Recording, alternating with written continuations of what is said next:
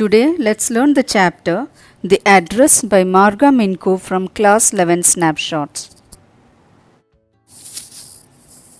The author of this story is Marga Minko. She is a Dutch journalist and writer.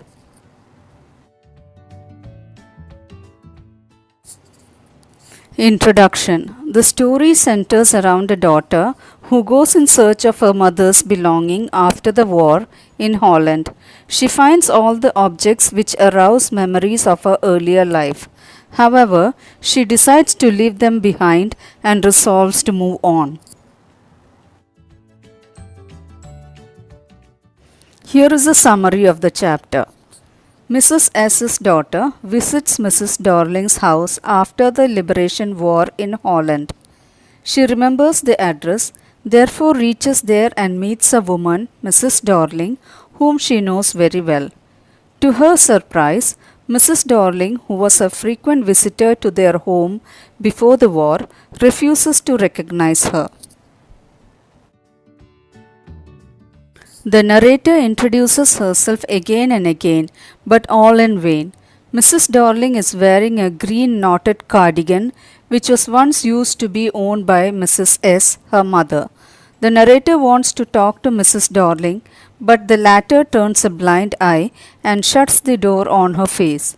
The narrator once again confirms the address by looking at the nameplate again, which suggests Mrs. Darling in her black letters on white enamel, and the house number is 46.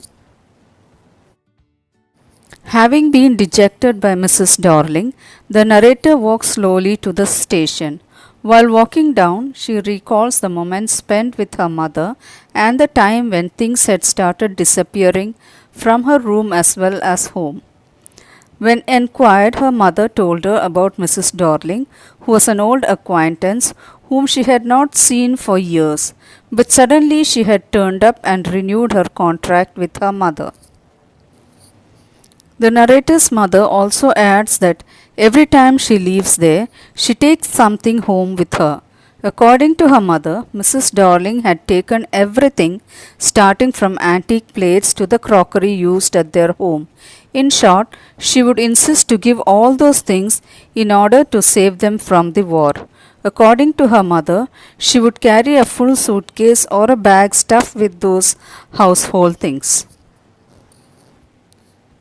Her mother wanted her to remember the number 46 Marconi Street, that is the address of Mrs. Darling. The narrator once again decides to go to Mrs. Darling's home. This time, a girl of about 15 opens the door.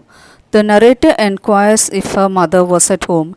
She denies, saying that she has been to the market to run an errand.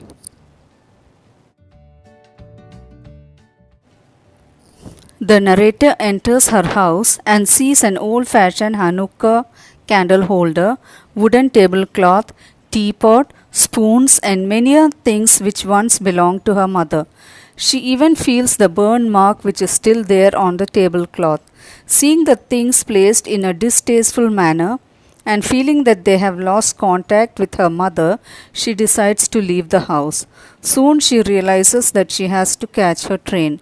She leaves the house and decides never to come back again and to forget the address of Mrs. Darling's home.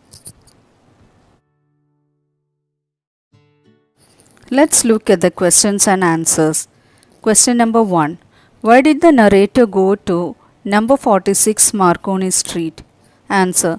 This was the address of Mrs. Darling, the woman who carried the valuable items from the narrator's mother to her home, giving assurance to keep them safe custody during the war time.